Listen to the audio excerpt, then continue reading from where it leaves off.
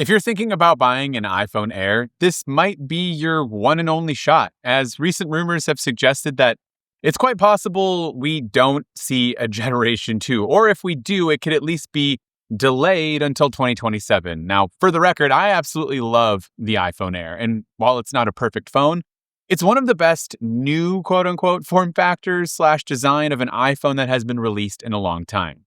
Before I explain why, though, let me give you an update on what's possibly happening to the iPhone Air 2. We've had some reports kind of going back and forth over the last couple of weeks about whether one will actually come this year, if at all, and if it does come, what's the significance of the update? Now, Bloomberg's Mark Gurman said that the plan all along has been that it's not going to be delayed, but it was actually never going to come this year, but instead be reserved to go alongside the iPhone 18 next year in 2027.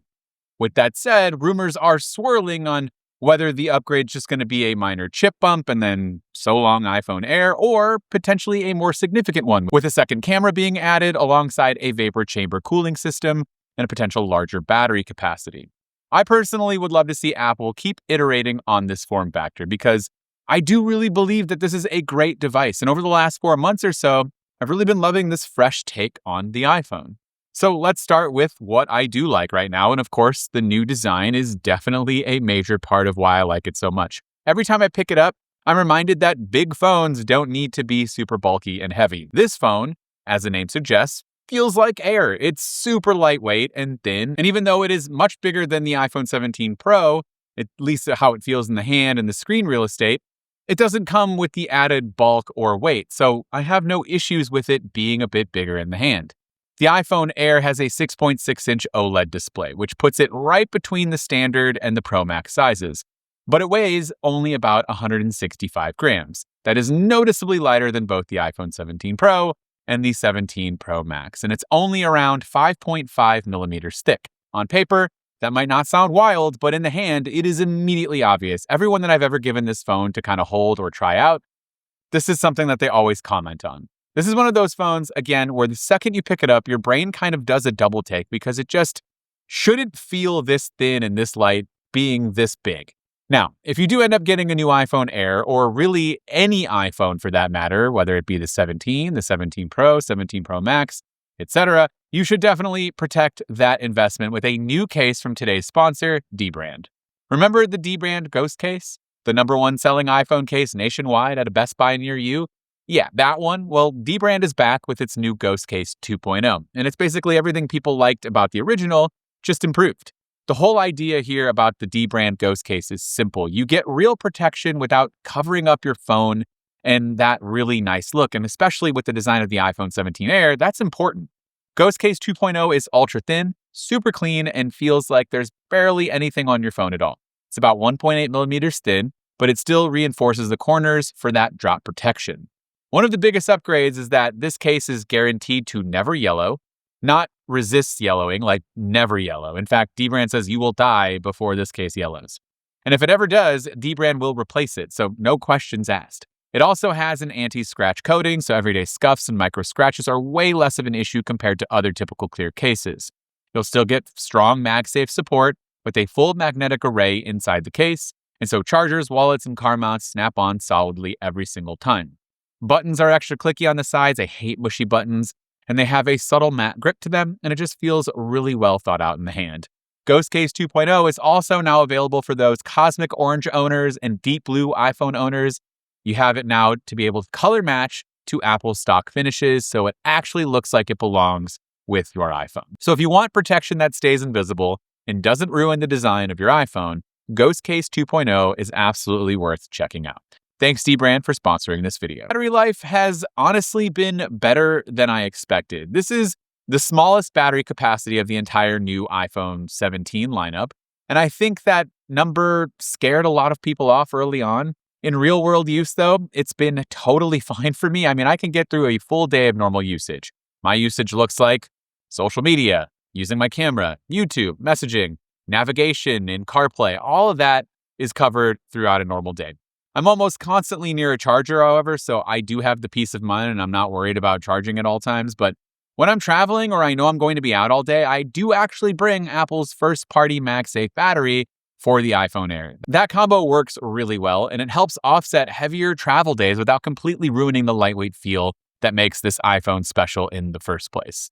The color options are a bit of a mixed bag. I mean, they're all pretty subtle. 3 out of the 4 are just different shades of white.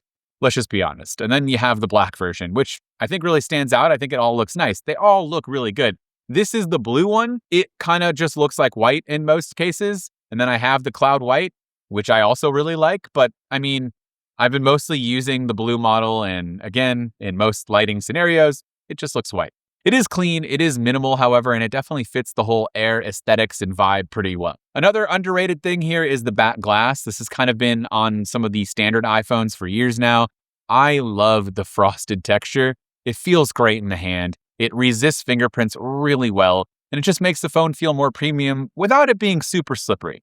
Combine that with the thin titanium chassis, and this is a really nice feeling iPhone in the hand. I'm going to keep saying that, and I'm sorry about it, but it's just true. Now, the camera system is where this phone gets controversial, and I totally get why. One camera sucks. Let's just be honest. Having one camera typically sucks when you can get, for $100 more, 3, or for a couple $100 less, you can get 2.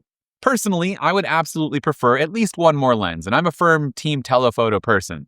Let me know in the comments if you're team telephoto or team ultra-wide.